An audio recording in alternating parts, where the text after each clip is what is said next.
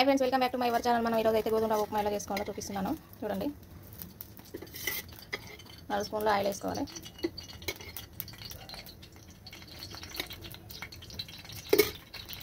Next కొద్దిగా శనగపప్పు వేసుకోవాలి, కొంచెం మినపప్పు వేసుకోవాలి, కొద్దిగా జీలకర్ర వేసుకోవాలి,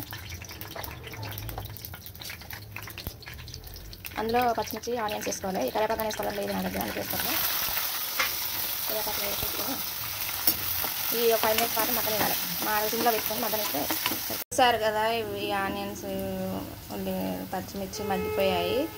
దీంట్లో కొంచెం 1 స్పూన్ సాల్ట్ వేసుకోవాలి।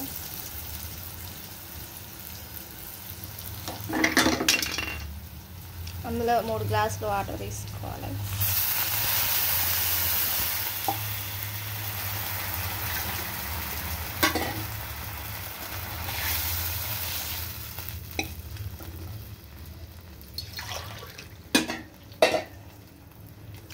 మూడు గ్లాసు వాటర్ తీసుకొని ఈ ఒక 5 మినిట్స్ పాటు బాగా మరగనివ్వాలి। మరిగాక రవ్వ వేసుకోవాలి।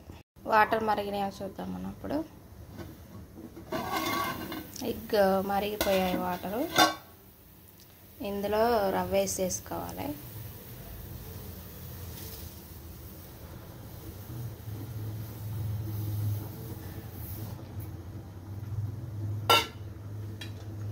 వేసుకొని ఇలా కలిపేసుకోవాలి బాగా। ఇది ఒక 5 మినిట్స్ పాటు ఉడకబెట్టుకోవాలి। ఇది మొత్తం నీళ్ళంతా గుంజుకున్న దాకా ఇలా ఉంచేసుకోవాలి। 5 మినిట్స్ పాటు అయితే రెడీ అయిపోతుంది।